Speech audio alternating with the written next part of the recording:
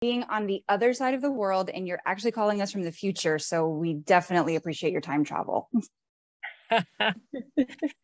So Megan, if you don't mind, to get us started, tell us a little bit about yourself and how you got started writing. Yeah, so I have a background in journalism. I worked in journalism for about 15 years and always wanted to write novels, but could never, juggle it with my schedule. When I had my first child, I figured I'd spend my maternity leave writing a book, and I was totally not prepared for what it meant having a baby in the house. So it took until baby number 3 for me to kind of be in a situation where I could write. And by then I'd moved back to Australia and I wasn't working. So I had time. And so that's when I started writing about 5 years ago. I started writing novels, thrillers, and that's what I do now. And also juggle a busy household with 3 kids and socks. I was just doing a pile of socks before. So somehow I muddle through it all. Oh man, go ahead. Yeah, so that's pretty much me at the moment. Well, we're definitely going to have to dig into your writing day, because that is a lot to balance. But before that, were you always a big reader? Yes, I was. As a kid, especially, I was a voracious reader, and you just couldn't separate me from books. And I remember going to sleep well past midnight every night because I couldn't put my books down. I love that. Yeah. What was the first book you remember loving? Well, I remember one of my favorite books was Watership Down. Which I read when I was in grade school. I loved that book. I had a rabbit that I named after one of the rabbits in Watership Down.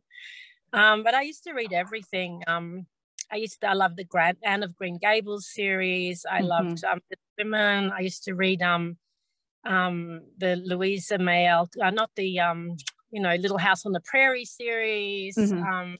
I read anything I could get my hands on, basically. So that is the sign of a true reader for sure. Yeah, so I've really always loved books, and as you get older, you become more time poor. So I don't read to the level that I used to as a child and as a teenager. But yeah, I mean, books are really an important part of my life, and also I'm a news junkie, because as a journalist, I spend a lot of time reading newspapers and magazines and stuff too. Oh my God. And that's actually was going to be my next question, was how did your career as a journalist sort of inform your approach to fiction writing? I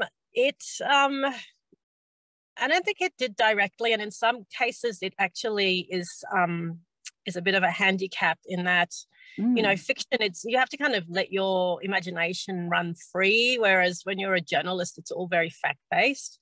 But there are a lot of skills that I learned as a journalist that transfer very well into writing fiction, which are more things like, research discipline, editing processes, probably structural, just story structure, that sort of thing. It does inform it, but not in the way that you might think. Yeah. Well, what do you love most about crafting a mystery? Well, the way I write, which I'm still trying to change the way I write, because it's a very stressful way to write, is that I don't really know what's going to happen. So it's a mystery to you too. Exactly. So it's quite exciting for me too to kind of figure out what's happening and where the characters are going to go. Yeah. It depends on the book. Some books I have a bit more of an idea than others. So I might have a sort of an idea of the story arc, but I won't know what happens from, how you get from each, point A to point B. But with Stay Awake, I really had no idea. I just kind of put myself in Liv's shoes. And she woke up in the cab and goes up to her apartment, and I just put myself in her shoes, and then I just sort of let everything I just sort of let the story take hold. And it took it in directions that I would never have, if I'd sat down and I'd planned it out, I would never have thought of some of the twists and turns in the plot. Oh, really? I would never have in advance, because I'll often just sort of put myself in the character's shoes, and I'll say, okay, like in a particular point in the novel. Now what happens? What would you logically do in this situation?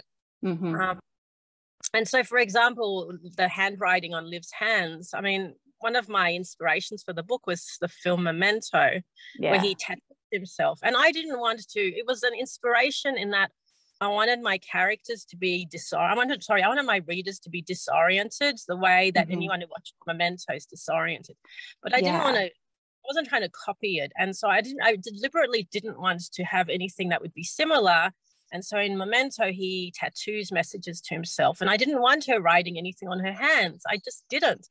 But when I was writing it, I realized that if you had amnesia, the way that Liv has amnesia, then the only thing that you can do is write on your hands, because there's no other way that you can sort of communicate with yourself, right? The self that remembers stuff is you have to have it in the most prominent, visible place possible, which is writing it. So that's how I landed up doing that. I really fought it for a while, but it just, I try and think of what would happen logically. I'm the character, and what would happen logically? What would I do in this scenario? Yeah. So was that sort of, I mean, I'm glad that you brought up the memento of it all, but I'm also so curious for you, like, what was it, the moment of Liv waking up in the back of the cab with her hands bloody from holding the knife? Was that the first scene that came to you for the book? Yeah, pretty much. It was this kind of waking up scene where, she has no idea what's going on. And there's just all this weird stuff going on, bloody knife and all of that. It just happens. It's like it's really, I can't explain it, because I just write, and then all these things happen, and all these characters appear, and all this sort of dialogue happens, and I'm like a conduit to the whole thing. Yeah. Do you like hear them first or see them first? Or always so curious? Do I see them? I think I hear them first. It's really important to me for my characters to have a voice, and it's really the voice rather than the appearance that for me kind of takes hold first. Yeah. Well, and before you joined us, we were discussing, some of our book club members have had a chance to listen to the audiobook, and some of them have read it. And so, like, for you as a writer, with the voice being so important, like, how did you feel about finding the right audio voice for the books, or for this book specifically? And were you satisfied with the outcome? Yeah, I very much was. So Macmillan, my publisher, has a great audiobook team, and they sent me some voice samples, and we kind of discussed it. I think initially we thought of just having one voice, but I always like having, especially when I have multiple timelines, having multiple voices. Yeah, and we were really lucky with the voice actors that we got for this. They're extremely talented, and they did an amazing job. I love that. And it has to be so exciting for you, like, to hear your words come to life like that too. It is exciting, but it's kind of weird too. So. They're like, how are you saying this? Yeah, it's hard, because once I've written it, it's sort of hard to go back, because of course, if you go back, there's always things you wish you want to change. I wish I'd used this word instead, or whatever. But it is amazing seeing it come to life, and also mostly seeing people get such pleasure from my writing. I've been getting such amazing messages from people, and just really beautiful messages. And it means so much, because it's so hard writing, and it's sort of very lonely work. And in the case of Stay Awake, especially, I wrote it during the lockdown here in Australia. I actually wrote it in the car that I'm sitting at right now. Wow.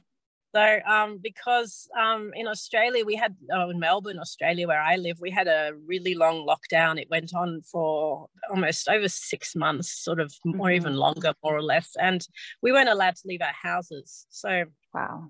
Yeah. We were only allowed to leave our houses for an hour a day. And so basically I had the entire family at home. I had my kids homeschooling, and my husband here, and I had nowhere to go. I couldn't go to a library. I couldn't even go to my mother's house and work in her study, which is what I might have done.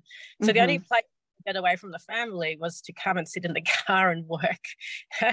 And so I sort of did sweat blood with Stay Awake, because I like to work without any distractions, and I had every distraction possible.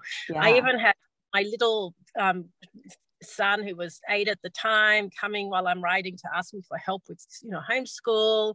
I had the neighbors across the fence who would started having their work Zoom calls in their, in their front garden. I had to go and get construction headphones so I didn't hear. It was the worst possible way to write. It was so to me, to get these amazing messages from people, it means so much to me. I really appreciate it.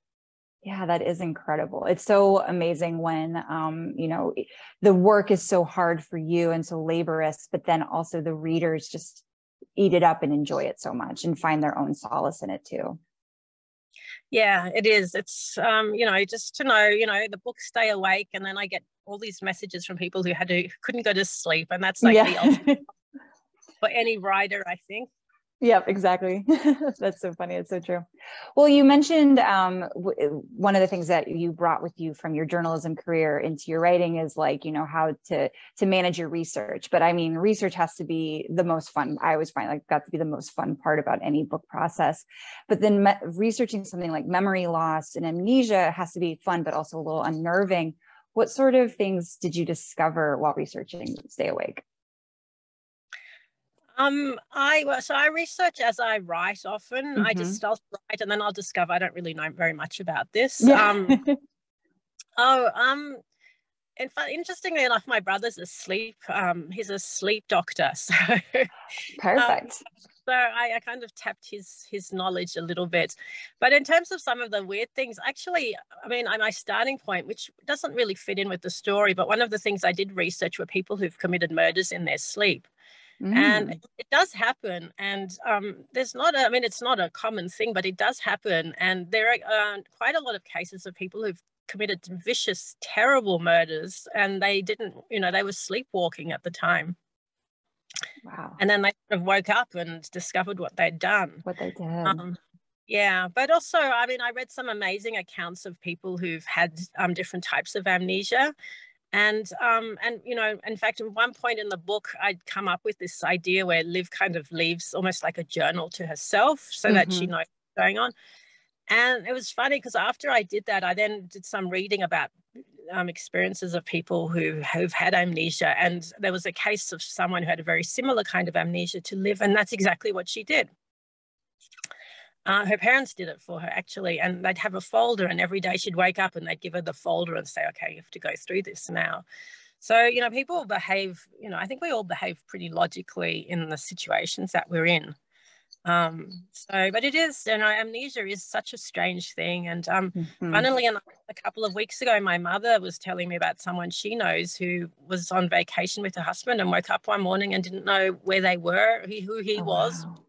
Yeah, it lasted for a day and then her memory came back. But it's very strange the way the brain picks on us. Yeah, exactly. It's like if you're too stressed out, it's like, let's just delete yesterday and maybe we'll come back. Yeah, exactly. And in fact, I talked before about how it was written during COVID, and in many respects, the book, of course, doesn't reference the pandemic at all. I didn't want to. But, I think many of us feel like the last couple of years have been like a blur. So in some way, for Liv, it was a blur too. So. Yeah, for sure. Well, and especially, spending so much time in such heavy content, like how do you unwind after a particularly challenging writing day? Sometimes maybe a glass of wine, but more often it might just be hanging out with my kids, watching a movie or something. I love, I don't necessarily do it at the end of the day, but I love doing Pilates. So I do reformer Pilates, and I, like to go for walks and that sort of thing. So that always unwinds me. I love that. Yeah. But, there are times when because it's a thriller and, and because I don't really know what's going on, you can kind of go to bed kind of wired because you're excited about where the book is at and you're not quite sure what to do next. Yeah, that's exactly what I would think. I'd be like wide awake thinking about character the whole time, and then murders. Exactly. And there are times I pull out my computer at like 3 a.m. and because I'll have an idea and I'll think if I don't write it down, I'll never remember it. Which is true, because the times that I've convinced myself, no, I'll remember it in the morning, just go to, and of course I never remember it. Never. So I write it down, and drives my husband nuts because in the middle of the night, there I am with the computer tapping away. Yeah. Like, but it's a good idea, so we're keeping it. Yes, absolutely. I love it. Well, before I turn this over to our readers, Megan, I wanted to ask you, what should readers expect from you next? Well, I'm very excited because I finished a few weeks ago my next book, which is called Bad Influence, and it's with the character Rachel Crowell from The Night Swim.